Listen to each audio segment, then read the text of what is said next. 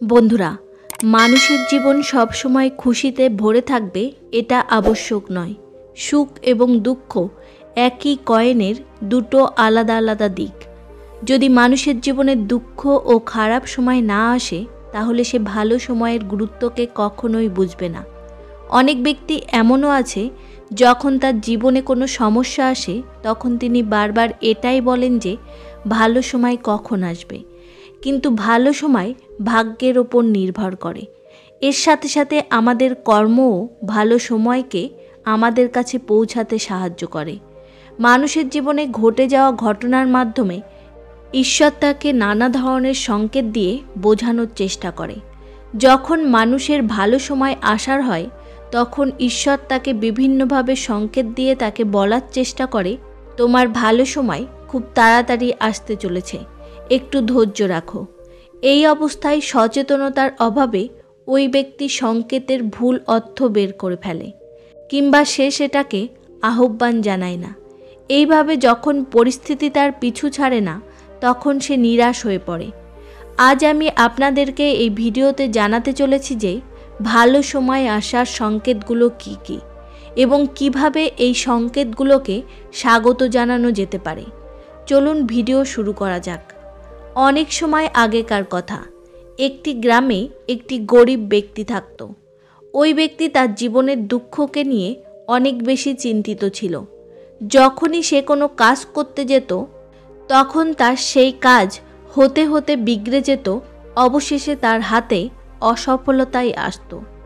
কখনো সে নিজের স্বাস্থ্যকে নিয়ে চিন্তিত থাকত, আবার কখনো বা তার পরিবারের কারোর অকাল মৃত্যু ঘটত। সে তার জীবনের এই দুঃখ থেকে বিরক্ত হয়ে পড়েছিল। একদিন সে তার ঘরের বাইরে বসে বসে ভাবছিল, তখনই তার দরজায় একটি পাখির দল আসে। সে আগে থেকেই বিরক্ত ছিল। এরপর সে ওই পাখিদেরকে দেখে তাদেরকে তাড়ানো শুরু করে। সমস্ত পাখিরা তার সামনে থেকে দূরে চলে যায়।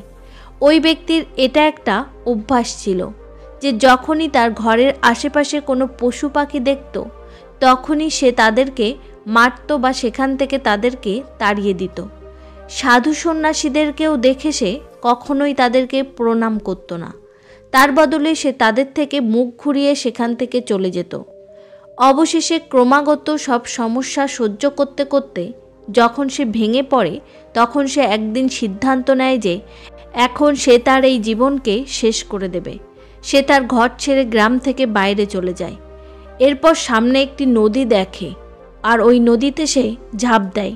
কিন্তু সেখানে থাকা দুই সন্ন্যাসী তাকে ওই নদী থেকে সঙ্গে সঙ্গে উদ্ধার করে আনে।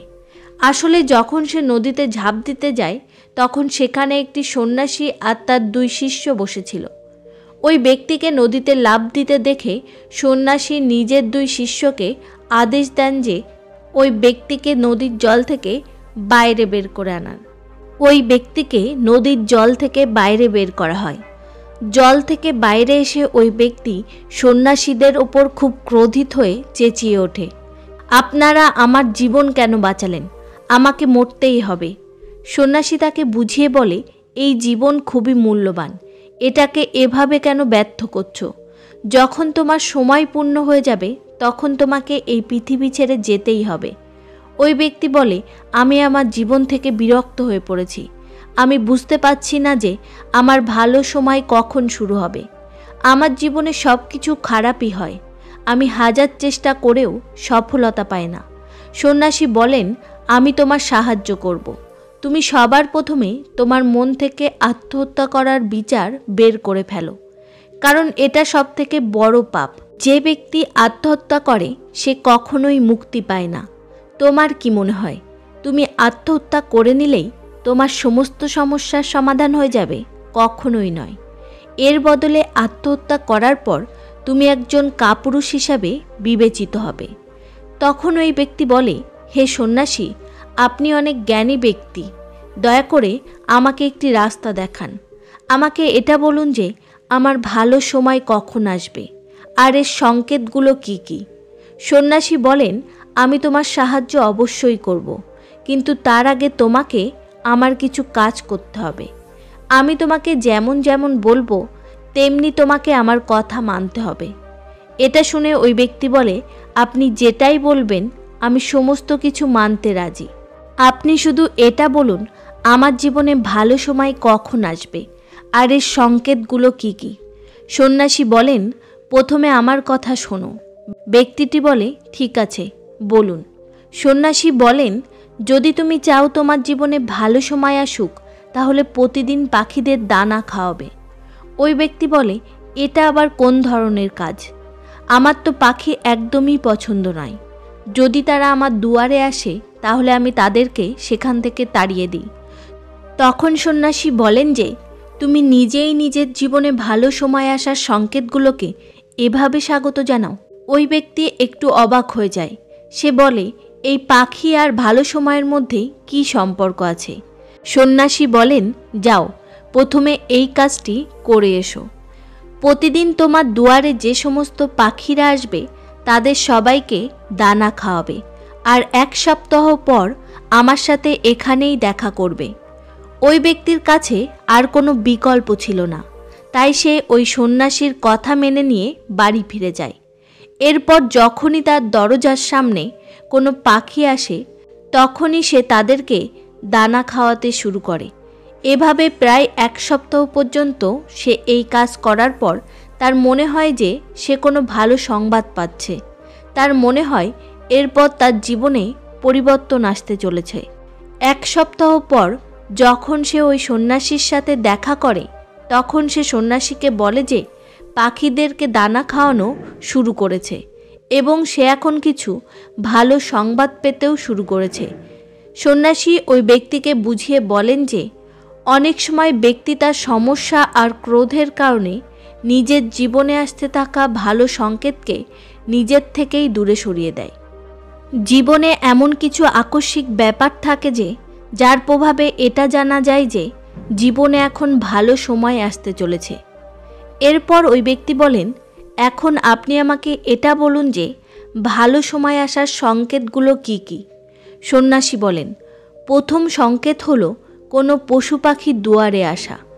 1 সপ্তাহ ধরে ওই পাখিদের দানা দেওয়ার পর তুমি এটা বুঝে গেছো যে তারা আমাদের জীবনে কতটা গুরুত্বপূর্ণ। আসলে পাখিরা হলো ঈশ্বরের খুবই প্রিয়। এই ছোট জীবজন্তুগুলি খুবই নির্দোষ হয়ে থাকে। জীবনে যখন কিছু ভালো হওয়ার থাকে তখন ঈশ্বর তাদের পক্ষীরূপে মানুষের দুয়ারে পাঠায়। যদি মানুষ তাদেরকে খুবই ভালোভাবে স্বাগত জানায়, তাদেরকে দানা পানি দেয়, তাহলে ভালো সময় খুব তাড়াতাড়ি চলে আসে। কিন্তু যদি মানুষ তাদের সঙ্গে খারাপ ব্যবহার করে তাহলে ভালো সময় অনেক দূরে চলে যায়। এই জন্য যদি কোনো সময় কোনো পাখি দরজার সামনে আসে তাহলে তাকে স্বাগত জানানো উচিত। দ্বিতীয়, কোনো গবাদি পশু অর্থাৎ গরু ইত্যাদি যদি দুয়ারে আসে, গরু এমন একটি প্রাণী যেটা আমাদেরকে দুধ দেয়। এই দুধকে দেবতারা অমৃতের সমান মানে। বেদশাস্ত্রে গরুকে পূজা করার বিধান আছে। বলা হয় যখন কারোর ঘরের মধ্যে রুটি তৈরি হয় তখন সবথেকে প্রথম রুটিটি ঘরের ওই গরুকে সমর্পিত করা উচিত। যখনই ঘরের আশেপাশে গরু দেখতে পাবে তখন সেটাকে ভালো সংকেত হিসাবে মেনে রুটি অবশ্যই খাওয়ানো উচিত। গরু ঈশ্বরের খুবই প্রিয় হয়ে থাকে। যারাই মন থেকে গরুর সেবা করে ঈশ্বর অবশ্যই তাদের ওপর খুবই খুশি থাকে। গরুকে কখনোই বিরক্ত করা উচিত নয়। এর বদলে তাদেরকে ঈশ্বরের বার্তাবাহক মেনে সব সময় তাদেরকে স্বাগত জানানো উচিত। তৃতীয়, স্বপ্নে পূর্বজদের দেখা। যদি কখনো স্বপ্নের মধ্যে নিজের পূর্বজদের দর্শন হয়ে থাকে তাহলে এটাকে একটা শুভ সংকেত হিসাবে মানা উচিত। আমাদের পূর্বজ যদিও আমাদের থেকে অনেক দূরে থাকে, কিন্তু কোনো না কোনোভাবে তারা আমাদের সাথে সংযুক্ত থাকে, আর তাদের স্বপ্নের মধ্যে আসা আমাদের জন্য একটি ভালো সংকেত হতে পারে। তারা আমাদের আগামী দিনে আসতে থাকা ভালো সংকেতের ব্যাপারে বার্তা দিতে আসে। এই জন্য যখনই স্বপ্নের মধ্যে পূর্বজদের দর্শন পাবে তখন এটাকে খারাপ ভাবা উচিত নয়। এর বদলে এটাকে ভালো ভেবে মনকে খুশি রাখা উচিত। নিজের পূর্বজদের প্রতি সবসময় মাথা নত করে থাকা উচিত, আর প্রতিদিন তাদেরকে গুরুজন আর ঈশ্বর ভেবে প্রণাম করা উচিত। চতুর্থ, পূজা করার সময় চোখের মধ্যে জল চলে আসা। সাধারণত পূজা পাঠ একটি নিত্যকর্ম হয়ে থাকে, এসব করা উচিত। কিন্তু কোনো কোনো ব্যক্তি তার ভক্তিতে এতটাই বিভোর হয়ে পড়ে যে তারা পুজো করার সময় তার চোখ দিয়ে জল আসতে শুরু করে দেয়। এটা হলো ঈশ্বরের সবথেকে ভালো সংকেত যে এখন ভালো সময় শুরু হতে চলেছে।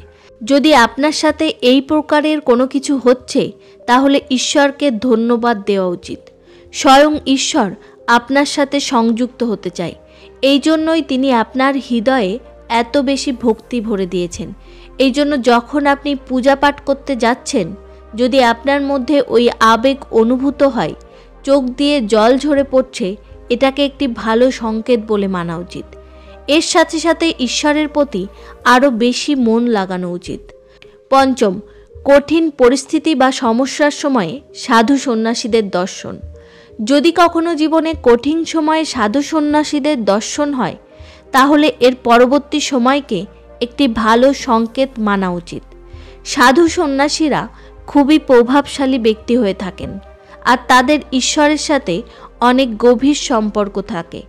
ঈশ্বরের প্রতিনিধি রূপে কাজ করে। তাদের দর্শন হওয়া মাত্রই তাদেরকে প্রণাম করা উচিত। তাদের ভোজন ইত্যাদি করিয়ে তাদের সেবা করা উচিত।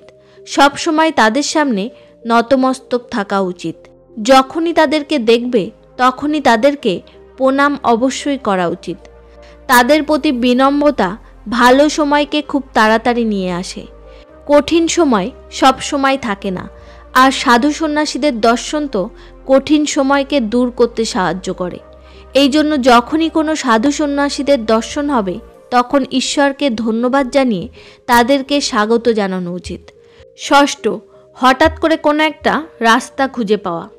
অনেক সময় যখন কোনো ব্যক্তি কোনো কঠিন পরিস্থিতির মধ্যে থাকে, তখন সে কোনো রাস্তা খুঁজে পায় না। কিন্তু যখন সে পূজা পাঠ ইত্যাদি করে অথবা কোনো পুণ্যকর্ম করে, তখন ঈশ্বর তাকে কোনো না কোনো রাস্তা অবশ্যই দেখান। যদি আপনি খুবই সমস্যার মধ্যে থাকেন আর হঠাৎ করে আপনার মধ্যে কোনো কথা চলে আসে যে এটা করলে হয়তো আমার সমস্যা দূর হয়ে যেতে পারে, তাহলে সেটাকে সঙ্গে সঙ্গে করে ফেলা উচিত। কারণ যদি আপনার মাথায় এই কথাটি এসেছে, তাহলে এর পিছনে কোনো ঈশ্বরীয় শক্তি আছে যেটা আপনাকে সাহায্য করছে, যাতে আপনি সমস্যার সমাধান পর্যন্ত তাড়াতাড়ি পৌঁছাতে পারেন। এই জন্য সমস্যার সময় মনের মধ্যে সমাধানের যে প্রথম বিচারটি আসছে, সেটাকে সঙ্গে সঙ্গে করে ফেলা উচিত। এমনটা করার ফলে আপনার ভালো সময় খুব তাড়াতাড়ি শুরু হয়ে যায়। ওই ব্যক্তি তাকে ধন্যবাদ জানায় আর বলে, আপনি আমার জীবনকে রক্ষা করেছেন। যদি আপনি না থাকতেন, তাহলে আজ হয়তো আমি আর জীবিত থাকতাম না।